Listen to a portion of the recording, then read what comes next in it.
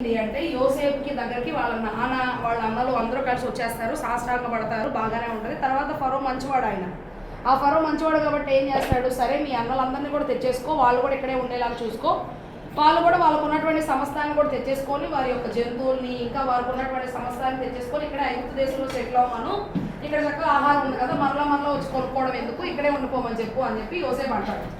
సరే అలా అనేసరికి ఏం జరిగిందంటే వాళ్ళు వచ్చేస్తారు. వచ్చేసిన తర్వాత అంతా బాగానే జరుగుతుంది, రాహేలు చచ్చిపోతుంది.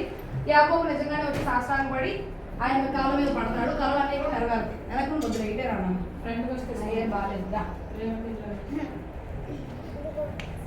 అని చెప్పిన తర్వాత ఏమైంది అంటే ఇంకా ఇశ్రాయేలీలందరూ కూడా బాగా పెరిగిపోతారు. 12 మంది వచ్చారని చెప్పారు కదా, రూబేను, లేవి, షిమ్యోను, గాదు, దాను, నఫ్తాలి, ఇస్సాకారు, యూదా, యోసేపు, బెన్యామీను, ఈ 12 మంది కుమారులు మొత్తం పెరిగి చాలా మంది 6 లక్షల మంది అయిపోతారు. ఇంతమంది అయ్యేసరికి ఐగుప్తీయులేమో ఎంతే ఉంటారు, వాళ్ళు చాలా తక్కువ మంది ఉంటారు.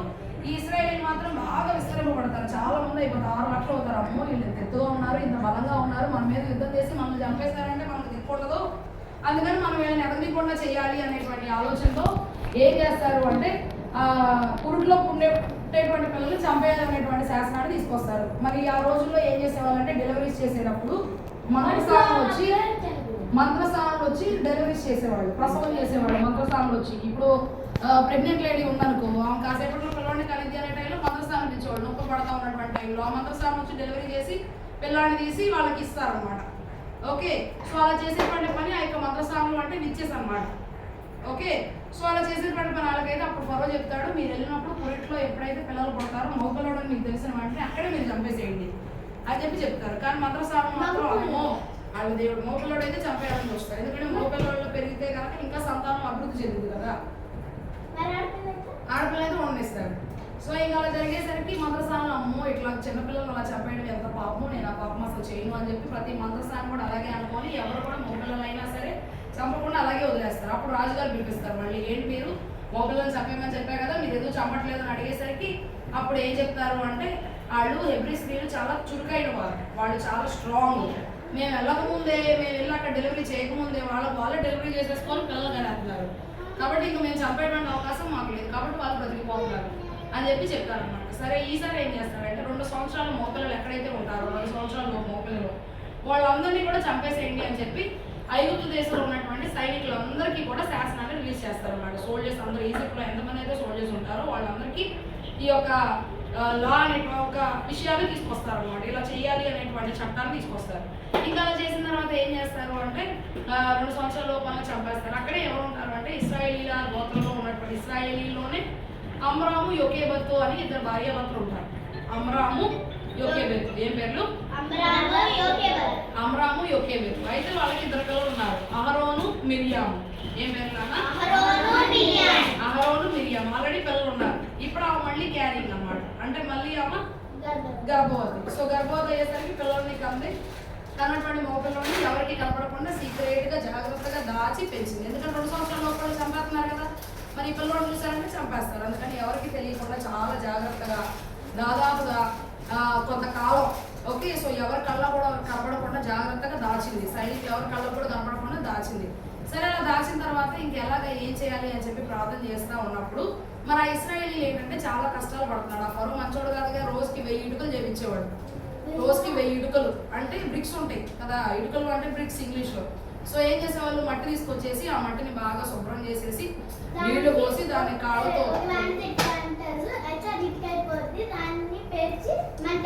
కాలుస్తారు, ఇటుకలు బట్టి అంటారు దాన్ని. ఏం చేసేవాళ్ళు అంటే ఆ యొక్క మట్టిని తెచ్చి కాళ్ళతో బాగా తొక్కి మెత్తగా చేసి రాళ్ళు రప్పుడు ఏమైనా ఉంటాయి అన్నీ కూడా తీసేసి ఆ మట్టి అంతటిని కూడా క్లీన్గా చేసిన తర్వాత ఇటుక రాళ్ళు మౌల్స్ ఉంటాయి. కేక్ చేసేటప్పుడు మౌల్స్ ఉంటాయి చూసారా, అలాగే ఇటుక రాళ్ళకు కూడా మౌల్స్ ఉంటాయి అన్నమాట. సో అది చేసేటువంటివి ఉంటాయి. దానిలో ఈ యొక్క మట్టిని వేసేసరికి ఇటుకరాయి షేప్ వచ్చేస్తే దాని కింద పెడతారు. అది ఎండలో బాగా ఎండిన తర్వాత వాటిని ఏం చేస్తారంటే ఒకదాని మీద ఒకటి పేరు చేసి కింద మంట పెట్టి కొన్ని రోజులు మండిస్తారు. సో అలా మండేసరికి అప్పుడు ఇటుకలు స్ట్రాంగ్ అవుతుంది. ఇంకేమైనా కలుపుతారేమో మనకు తెలియదు, ఆ ఇటుకలు స్ట్రాంగ్ అవడం కోసం. ఒకటి మట్టి అయితే పాడైపోతుందని ఇంకా ఏమన్నా అందులో కలుపుతారేమో మనకు తెలియదు. సో ఇట్లా ఇటుకలు తయారు చేస్తారనమాట. ఆ తయారు చేసినటువంటి ఇటుకలతో పెద్ద పెద్ద భవంతులు కట్టించేవాళ్ళు, పెద్ద పెద్ద బిల్డింగ్స్ ఇశ్రాయేలీలు కట్టేవాళ్ళు.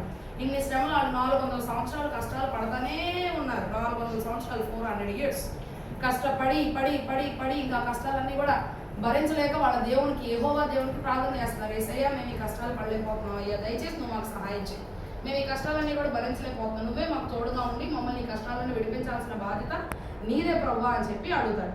అడిగినప్పుడు ఏం చేస్తారంటే కార్తీక్ ఇక్కడికి వచ్చి నేను కనపడకుండా వీళ్ళు కనపడలేదు, సరేనా వెనకాల ఉంది బాగా సరే పక్కన ఉంది నా ఇది పడకూడదు చుట్టాలో పెట్టుకొని చెప్పడం బాగా సరేనా. సరే అయితే ఏమైందంటే ఇశ్రాయేల్ కష్టాలు పడతా ప్రార్థన చేస్తున్నారు కదా, ప్రార్థన చేసినప్పుడు ఇంకా పుట్టినటువంటి పిల్లాడిని ఏం చేస్తారంటే చక్క జమ్ము నారతో చక్క జమ్ము పెట్టి చేసింది. యోకేబెత్ జమ్ము నారలని ఉంటాయి, సో వాటితో మంచిగా ఒక పెట్టి చేసింది. వాటితో అల్లేసి చక్కగా మన పుట్టలు అల్లుతారు, అలాగే ఒక బుట్ట లాంటిది అల్లేసి దాన్ని పెట్టలాగా చేసింది అనమాట. చక్కగా ఇట్లా దానిలో ఒక మంచి క్లాత్ వేసి ఆ క్లాత్లో ఈ పిల్లాడిని పడుకోబెట్టింది యోకేబెత్. ఓకే పిల్లాడిని పడుకోబెట్టేసిన తర్వాత ఆ పిల్లాడిని తీసుకెళ్ళి అక్కడ నైలు నదిలో వదిలేస్తుంది. నైలు నదిలో వదిలేస్తుంది. ఆ నైలు నదిలో వదిలేసినటువంటి సమయంలో నైలు నదిలో వదిలేసిన తర్వాత వాళ్ళ అక్క మిరియామ ఉంది కదా, మిరియామ అక్క అంది ఆ పిల్లాడికి.